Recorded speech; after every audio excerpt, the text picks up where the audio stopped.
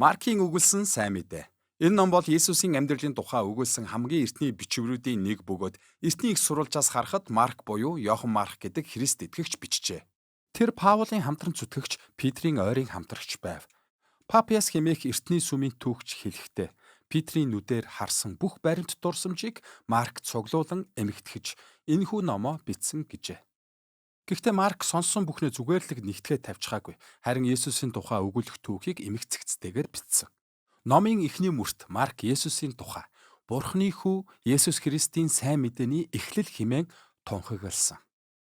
Сонирхолтой нь энэ бол Марк ганцхан удаа өөрийн үзэл бодлоо илэрхийлсэн тохиолдол юм. Үүнээс хойш номын туршид зөвхөн Есүсийн үг, үйлдэл түүнд хүмүүс хэрхэн хандаж байсан тухай гарах болно.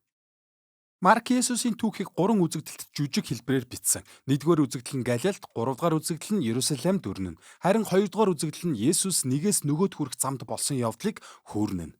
Гэхдээ бүх үзэгдэл нэг сэдвийг давтан харуулна. 1-р үзэгдэлд хүмүүс Есүсийг гайхан багтаж "Есүс гэж хэн бэ?" хэмээн гайхацгаана.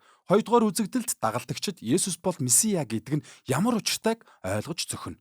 Харин 3-р үзэгдэлд Есүс хэрхэн аврагч хаан болж байгаа тухай санаанд багтамгүй явдал болно. Ингээд үйл явдал хэрхэн өрнөхийг харцгаая. Номын эхний мөрийг тэрэлснийхээ дараа Марк эзэн ирж ард түмнээ авран тэдний хаан болохын өмнө Израильд зарлах гэлчээ илгэн бэлдүүлнэ гэсэн эртний иш үзүүлэгч Исая Малахи хоёрын зөвгөнлөөс иш татсан. Тэр элч бол баптистч Иохан. Зөгнөл ёсоор элчийн араас эзэн ирэх ёстой доо гэж бодож байтал Марк бидэнд Есүсийг танилцуулна. Есүс гарч ирэх үед тэнгэр нээгдэн Бурхны сүнс түүний дээр буун ирж эзэн бурхан түүнд "Хайрт хүү минь чи билээ" гэв. Үргэлжлээд Марк Есүсийн үндсэн номлолыг хураангуйлан Есүс Галил орчмоор явж Бурхны хаанчлал айсгүй хэмээн сайн мэдээг тунхагласан тухай бичжээ. Бурхан бүтээсэн дэлхийгээ аврахын тулд хуучин гэрээнд эхлүүлсэн үйл хэргийг Есүс үргэлжлүүлсэн. Бурхан Есүсээр дамжуулан хүн төрлөختнийг ноёлон байсан бузар муутай нүүр тулж ялан дийлснээр хүн бүрт Есүсийг даган түүний хаанчлалд орох боломжийг өгөн энэ дэлхийд эрх мэдэл засаглалаа сэргээсэн. Бурханы хаанчлалыг байгуулж буй Есүсийн хүч чадлыг харуулсан олон үйл явдлыг Марк өргөжлүүлэн дурдсан. Есүс өвдөж зовсон хүмүүсийг эдгэн муу сүнсэнд дарлуулсан хүмүүсийг чөлөөлж байв. Түүгэрч зогсохгүй еврей хүмүүсийн хувьд зөвхөн Бурханд байдаг эрх мэдлийг Есүс харуулan хүний гим нүглийг уучлсан. Есүсийн энэ үйлдэлд хүмүүс янз бүрээр хандаж, зарим нь түүнд итгэн дагалдагч болсон бол зарим нь яах ч учраа олохгүй эргэлзэж байв. Харин зарим нь түүнийг эрс эсэргүүцсэн, ялангуяа Израилийн удирдагчид түүнийг Бурхныг доромжилсон муу сүнсний хүчээр энэ бүхнээ хийдэг гэж гүтгэв. Есүс энэ бүхэнд огт гайхаагүй, харин ч бусдын анхаарлыг үүнд хандуулсан. 4-р бүлэгт Бурхны хаанчлалын нууцлаг гайхамшигтай мөн чанарын тухай Есүсийн ярьсан олон сургаалт зөвлөлүүдийг Марк цуглуулan оруулсан. Есүс өөрийнх нь ярьсан сургаал янз бүрийн хөрсөн дунсан үр шиг. Зарим нь ургана, зарим нь ургахгүй гэсэн. Эсвэл энэ нь яг л гिच модны бяцхан үр шиг. Хүний нүдэнд өртөмгүй энэ үр ургахтаа хэн бүхний гайхуулам аварга мод болдог. Есүс үнэхээр Бурхны хаанчлалыг авчрах Месиа мөн. Гэхдээ тэр хүмүүсийн бодож байснаас өөр болохыг үүгээр илэрхийлсэн.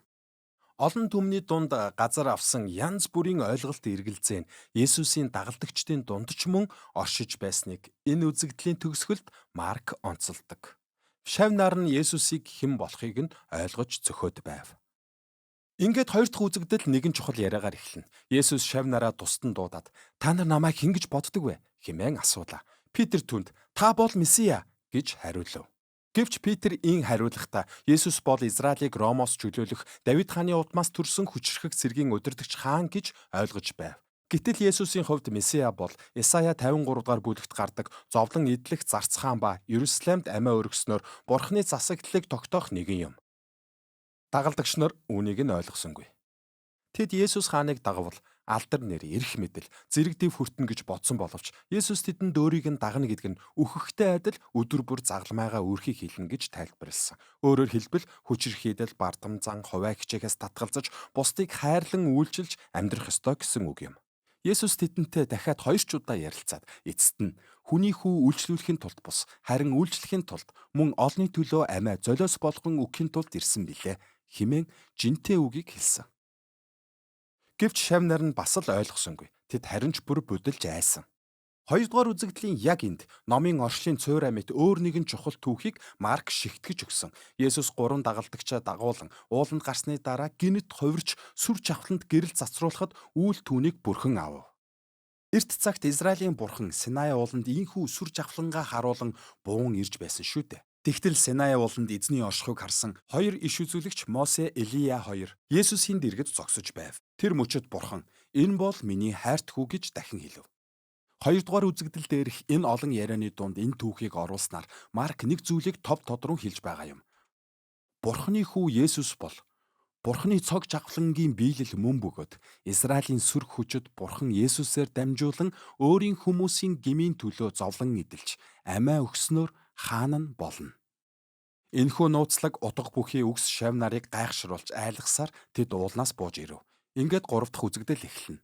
Есүс алгасал баяраар Ерүслэм хотод сүр жавхлантайгаар орж ирлээ. Хүмүүс түүнийг Месиа хэмээн өргөмжилж байв. Дараа нь Есүс сүмийн хашаанд орж эрх мэдлийнхээ дагуу тэнд үүрлсэн хулгайч ловирчдыг хөөж дахлын зан үйлийн тогтолцоог саатуулв. Үүнээс үүдэн Есүс 7 хоногийн туршид Израилийн удирдагчдтай мэтгэлцэн тэдний цусарч хоёр нүрт хуурамч байдлыг буруушааж эцэст нь тэд Есүсийг алахаар төлөвлөв. Есүс нэг үеийн дотор Иерусалим сүрч сүм нурахыг зүгнөөд хизээ нэг өдөр тэр өөрөө ирж бүх дэлхийд хаанчлалаа тогтоох хүртэл дагалдагчид нь түүний адил хавчигдан зовох болно хэмээн шав нартаа анхааруулв. Ийхүү сүүлийн шөнө болсон үйл явдал өрнөнө. Энэ шөнө Есүс шав нартаага алгасал баярын сүүлийн зоогийг барьсан юм. Энэ зоог нь Израильчууд алгаслын хурганы амиар болчлолоос чөлөөлөгдсөнийг бэлэгддэг билээ. Харин Есүс энэ бэлэгдэлд шинэ утга учир нэмсэн. Зарц болсон аврагчийн амиар гим нүгэл бас үхлээс чөлөөлөгдсөнийг энэхүү зоог бэлэгдэнэ. Үйл явдал хурдан өрнөж удалгүй Есүс баривчлагдана. Израилийн дахилчид Ромын захирагч Пилат түүнийг шүүж эцэст нь цовдлох ял онов. Ийхүү энэ үзэгдэл нь өмнөх хоёр үзэгдлийн түлхүүр үйл явдалтай ижил төстөж ялгаа нь гэвэл энэ удаад үйл биш харин харанхуй бүрхэж Тэнгэрээс Бурханы дуу хоолой сонсогдохын оронд Есүс үххийнхээ өмнө Бурханд хандан хашгирав. Хамгийн хачирхалтай нь Есүсийн үххийг харсан Ромын цэрэг түүний хэн болохыг ухаарч тэр үнэхээр Бурханы хүү байжээ гэсэн. Энэ цэрэг Есүсийн хэн болохыг ойлгож ухаарсан анхны хүн юм. Назарын Есүс анд нөхөд атаад дайсан гэж ялгалгүй бүгдийн төлөө загалмай цовдлогдсон амиа өгсөн Бурханы хүү жинхэнэ аврагч Месиа. Үүний дараа Есүсийн зогцыг булшинд тавилаа. Нэм гаргийн өглөө түүний 3 эмэгтэй дагалдагч булшин дээр эртэл агуйн амийг тагалсан чулууг холдуулсан хоосон булш байв. Тэнгэр элч тэдэнд Есүс энд байхгүй тэр үхлээс амилсан гэлээ. Түүгэрч зогсохгүй бусад дагалдагчдээр очин энэ сайн мэдээг хэл Есүс амилсан та нартай Галилд очиж уулзах болно гэв. Эмэгтэйчүүд айн сандарцгаав. Тэднийг айдас чихүүдс эзэмдсэн тул булшнаас гарангүй. Тэд айснаасаа болоод хиндэж юу ч хэлсэнгүй гэж Марк бичжээ. Ийхүү дагалдагчид нь өмнөх хоёр үзэгдэлд цухалзаж байсан айдас эргэлзээгээ тээсэн хэвээр ном төгснө. Таны Библиэд дээрх Марк номын төгсгөлд Есүс шав нартаа үзэгдэж тэдэнтэйгээ ярьсан тухай бий. Гэхдээ тайлбар хэсгийг харвал энэхүү төгсгөл нь их хувилбарт байхгүй. Сүүлд олдсон бичээс дундаас нэмэлтээр орсон ажээ. Их хувилбарын төгсгөл хэсэг алга болсон. Эсвэл Марк дуусгаж амжаагүй байж болох юм. Гэхдээ зориуд ингэж огцом төгсгсөн байх магадлал өндөр. Энэ ном бүхэлдээ Есүсийн дагалдагчдыг гайхшруулж байсан нэг үнэн дээр төвлөрчээ. Энэ бол зовлон эдэлж загалмайд цовдлогдоод үхлээс амилсан Есүс бол аврагч Месиа, Бурханы хүү бөгөөд хүн төрлөختний гим нүглийн ялыг үүрч амиа өгснөөр Бурханы хайр, хаанчлалыг авчирсан гэдэг үнэн билээ. Номын энэхүү гинтийн төгсгөл нь уншигч биднийг Есүсийн тухай энэ толгой эргүүлэм ойлгохын аргагүй үнэнтэй өөрсдөө нүүр тулахад хүргэдэг. Та дагалдагчдын адил энэ үннээс зүгтэх үү? Эсвэл Есүсийг өөрийн хаан гэж хүлээн зөвшөөрч бусдад энэ сайн мэдээг ярих уу? Зөвхөн та л энэ асуултанд хариулж чадна. Энэ бол Маркийн өгүүлсэн сайн мэдээ байлаа.